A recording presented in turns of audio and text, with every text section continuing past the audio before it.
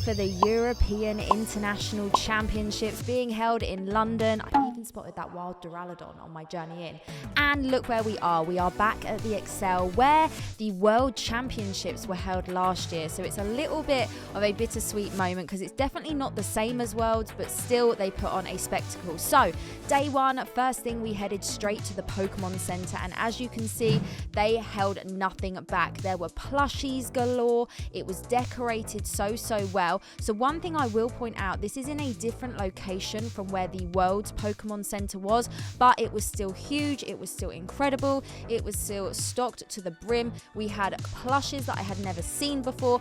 Obviously had to pick a few of them up. And I was very tempted to buy the Butler, this Surfing Pikachu Hawaiian style shirt, but I don't think he'd be able to pull it off. So we headed over to the giant plushes. Now these guys are incredible, but they are so expensive. Number one, I don't have anywhere to put them, and number two, I don't know how the Butler would feel on me spending £300 or £400 on a plush. So we didn't pick any of these up, but they were super cool and super cute to look at. We even got to see some upcoming items that are coming soon and aren't currently available, like this luxury ball. We've also got the Nest ball and the dive ball there from the One Company, and then we got to see some cool items. Now these ones in this glass case are currently available. They just weren't in store on the day, but they are available on the Pokemon Center website. Look how cute the starter plushes are. So after all the fun in the Pokemon Center, we headed into the main event itself. Now there were 3 vendors in the actual event hall of the EUIC, one of them being Brotherhood Games, who bought their A game as always.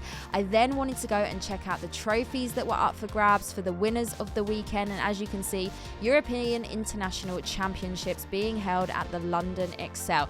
And this is what the room looked like. It was huge. It's almost too hard to explain until you're there and you see it for yourself. We went to check out the main stage as well, and this is where all the craziness and the events happen. People screaming as well for the Unite teams, which is insane. The atmosphere is incredible. They also had a schedule of the side events that were coming up. You could basically play side events all weekend. And then when I headed out to the trade area, something crazy happened. I managed to capture a glimpse of a first edition rocket pack being opened live in the flesh, which was really cool. This was like an unofficial trade area, but still everyone had a good time. Unfortunately, no holo hit in that pack, and there's some of the cards I brought along back to where it all started. So after day one, we had a ride on the cable cards to grab some food, and then it was time for day 2. And as you can see, it was so full. Literally from first thing in the morning, there were so many people in this one event hall. It was crazy. People competing all day. They even had this prize wall, and this is where you could use your points to claim some of the prizes. I will take you here a little bit later on because they had some really cool items there that I kind of didn't expect to see. This corner is where they had the vendors, and people were queuing up here to get pictures with the starters and Pikachu as well. I'm so bummed I didn't get in the queue because I really wanted a picture with those guys. So this is what it looked like when you were actually walking in from the main entrance. Like I said, kind of overwhelming. The size, the amount of people playing, it was insane. And they had the big inflatable Pikachu, which some of you may remember from Worlds. The room itself was decorated incredibly, and this was my first championships, like apart from Worlds. So it was really cool to experience that kind of feeling again, get to see so many people. There was just so much going on. It was incredible, and this just gives you a little insight into what it looked like, but if you were there, you'll understand. Then we headed out to the trade area, the unofficial trade area, and there were so many cool items. Kind of like Worlds, people were bringing the best of the best. They had these staff playmats, which were insane. Massive shout out to Famous Grail and Vivian's Collectibles, bringing his gay game as always. Lots of slabs, there was booster boxes, even some of the Pixar cards as well, and then a whole case full of slabs, which was pretty impressive. So people were bringing a little bit of everything. And guys, this was my first trade of the weekend, a first edition Neo Genesis Lugia. It doesn't get any better than that. I then was very grateful and lucky to witness not a first edition. It'd be crazy if it was first edition, but it was a Neo Destiny pack opening. This is actually one of the items I traded for the Lugia, which was pretty cool. So get to see this open in the flesh was even better. And get ready for it. There was an impressive hit inside. It was the Hollow Dark can do. Okay, so bought these jungle packs yesterday and have a slight feeling these might be no symbol. There's a few different things that kind of stand out, but I'm going to open it for the vlog. We're going to see what's inside, and either way we're just going to have fun, because opening vintage while we're at the EUIC, I'm going to show you guys around. Ooh. You can see super busy. The Pokemon Center is just there. We're going again tomorrow morning. We've got everyone here. We've got the Lugia we just picked up. We've got loads of packs. But yeah, going to go ahead and open this, and if it's no symbol, we're going to be celebrating. Right, here we go. Going to go ahead, open it up.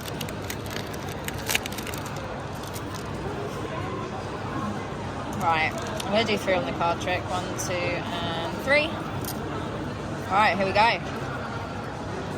Right on. Seeking. Gloom. Rhyhorn. Ooh, Pikachu. Mankey. Jigglypuff. Spearow. Paras. And I think we're at the rare. No, we're not. Goldie, just teasing you. Now we're at the rare. Oh, no symbol Kangaskhan Hollow. There we go. We were right. Okay, just in like the seating area in the Excel, just opened the jungle pack and it was no symbol. So super happy about that. There was like a big trade area going on earlier, and I think they closed it down and now it started back up again. So I think we're going to go ahead down there, take a look, see what's going on. It's day 2. I think it's like 4 p.m. already. Time goes so quickly. I'm also loving how nice are the spectator badges, by the way, with the evolutions. I'll show you the back of it as well. We're going to the Pokemon Center again tomorrow morning. I think a lot of stuff has gone now. A lot of people said they went today and they couldn't get none of the exclusive merch. Literally nothing was left. But they were being really, really strict. You could only buy like one of everything with the exclusive stuff. So that was kind of good. So it gave other people a chance, you know, get in and get their hands on it. But I think we'll head back into like the actual event hall, take a look, see what's going on. It's community day currently, so we're absolutely going for it, shiny hunting. I think I'm on shiny number 6 so far, so I'm happy with that. And I'm also going to try and level up. I want to get to level 37. Whether it happens or not, I've got the whole of tomorrow as well. But yeah, so we're going to check out the other trade area, see if there's any goodies available. You'll have just seen the first edition Lugia that we've done a trade for.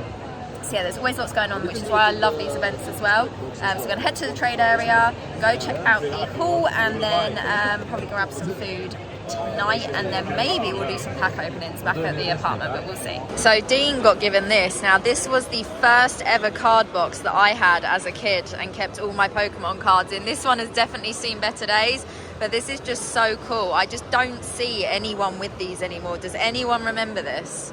So we're just going to head back down now to the trade area. We got Dean in the background, Butler's hiding in there. Little sneak peek of him. There he is, he's waving. It's still so busy, and it's like 4 p.m. now, I think. So yeah, we're just going to walk to the trade area, see what's going on there. At Worlds, like, I saw everything in the trade area. I saw illustrators, I saw Kangaskhan trophies, some cards I'd never seen before. Don't get me wrong, there's some good stuff here this time, but it's a lot of playable cards. A lot of people are selling, obviously aimed at the people taking part. But yeah, I think it's got a little bit busier today. It wasn't quite as buzzy yesterday, so they did close it earlier, like I said. So we're gonna go check it out, and then I want to get inside the arena. There's like, I don't know, if it's 4 o'clock, who knows, at the end of community day. I need to jump back on community day, see if I can get any more shinies, and then I'll report back. Okay, so the trade area still hadn't quite taken off yet, so we decided to head back inside the main event hall and go and check out the vendors properly, because earlier it was super busy and we couldn't quite get to see anything. So first of all, we went to see Magic Madhouse. They had so many plushes available, guys. The plushes just get to me. I just feel like I have to buy them, and then I just have nowhere to put them, but it's impossible to say no. Anyway, so checking out all the plushes, they had lots of things on offer. It wasn't just singles and slabs. There was like cool merchandise. They had these little mugs here. As you can see, they had binders. They had play mats, a little bit of everything. And then we headed over to the Brotherhood Games, my favorite store in London. And these guys, like I said earlier, brought their A game. They had so many singles, literally everything you could imagine, and a lot of playable cards as well, which was really good for the people playing if they had to quickly add a few last additions to their decks. So lots of singles in these sort of display cabinets, which are really, really cool because you just get to see everything very, very clearly without having to like move things around and scramble through things. Everything is displayed and it's displayed perfectly. So I was checking out all the singles,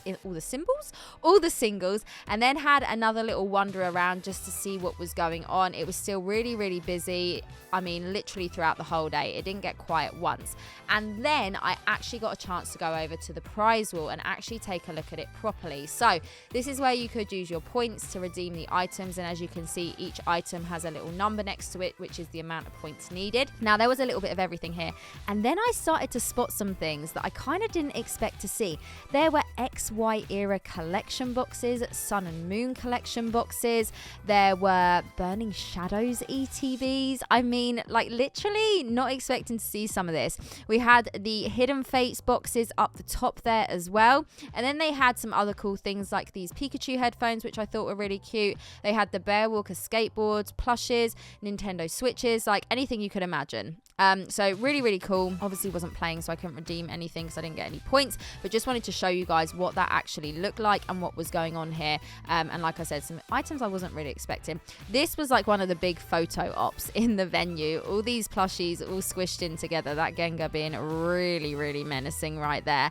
But if you know my Instagram and you follow me, you'll see I got a little pic next to this, and so did most people who went to the event as well. Then we headed to the main stage just to try and catch a little bit of what was going on. You can see some of the casters on the screen at the top there. And then finally, the trade area was back open. It was time to head round and see what people were selling and trading. So out here, there were singles, there was sealed product, there was slabs, there were some huge slabs as well.